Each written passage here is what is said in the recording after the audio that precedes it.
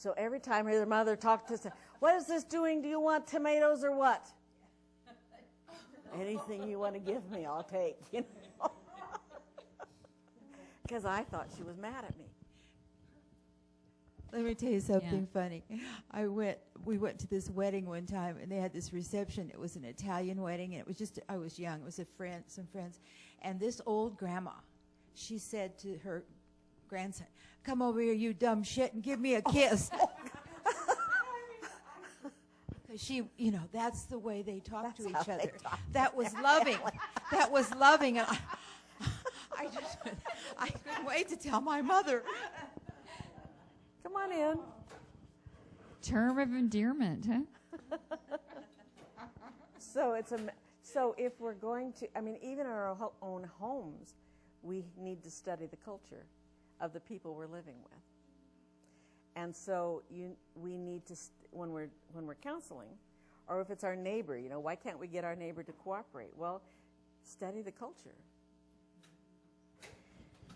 Okay, so what needs to change in me so I can learn to do conflict? Kathy, aren't we doing that with each client? We're studying them. Yes. Yeah. Yeah. It's easier to do it, though, with somebody you're not triggered by. Correct. How, and if we only deal with those folks, I think this is not pure religion.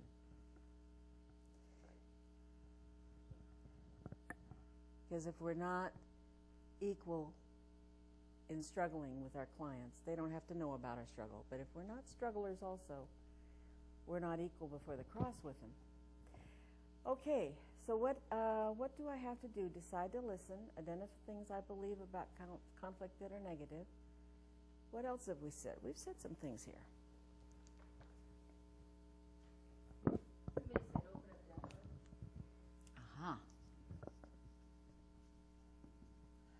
And for years, I made the mistake of, I have to tell him what I think.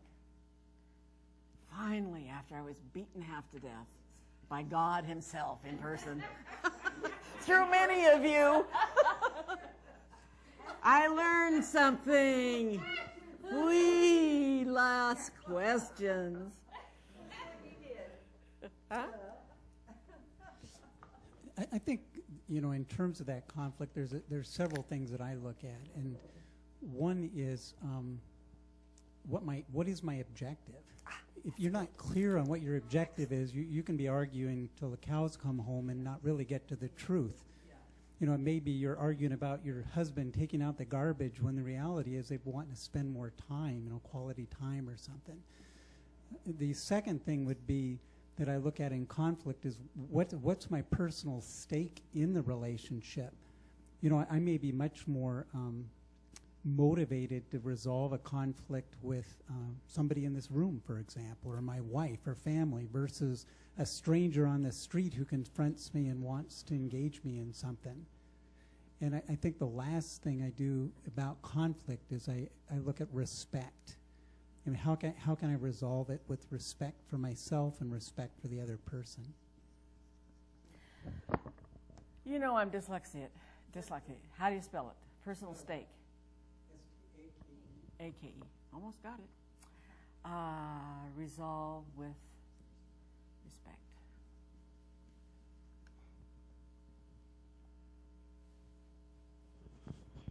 In conflict, usually respect is the first thing, the top of the list of what's missing. True. So how do you get here? Because, you know, some people are stinkers. And sometimes, once in a great while, you're innocent. So, in any case, whether you're not innocent or you are, how do you get to where you respect? Because if you I think you've hit something very important. Because if I open my mouth before I respect you, it's not good. And you know, I mean, you know how we cloak it. we put ice cream sauce on it. Still not good. Rick mentioned listening. I don't know if you should Mm-hmm. put that on there. Oh, yeah, you were talking about kernels or something, too. Well, it's part of a basic belief system that there's a kernel of truth in what Okay. whatever person's position is, and to try to figure out what that is, and whether you agree with it or not isn't the point. It's just come to an understanding of what their truth is. Which kind of loops back to respect. Right. So everyone has some kind of truth or some truth. Yeah, I think when somebody's in a conflict, there's something that rings true about what they're upset about.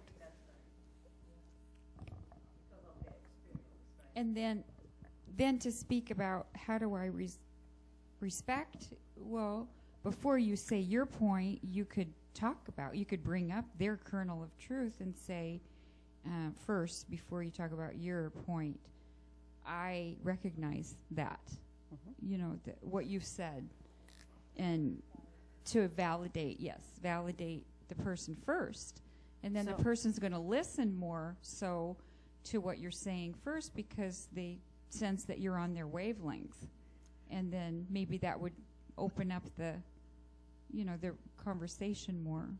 So, thus I believe there is truth in every picture held. I will validate all truth I recognize in the conversation. So perhaps coming into respect has to do with inside work, where you have an ethic. We can each develop an ethic for conflict resolution. And I will respect, I will validate truth that I recognize. So what else?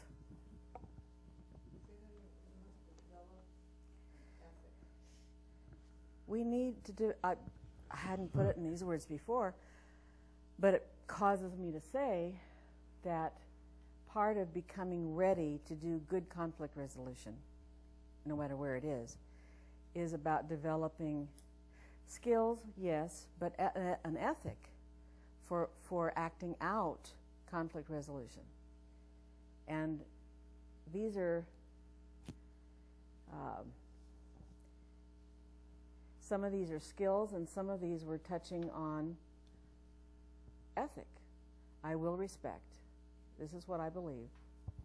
There's truth in every picture held. I will validate truth. I was thinking it is easier to be in conflict with somebody and come to a resolution when I know I'm loved and accepted. Okay. So, I take risks. right. So, love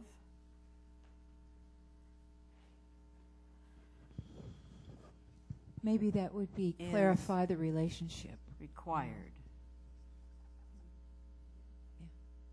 And acceptance. Acceptance is required. Shall I say before I initiate conflict resolution? Before resolution. And acceptance is required before I initiate conflict. I've said this before. I have strong feelings, and I'm kind of, if a German can be passionate, I guess I'm passionate. Anyway,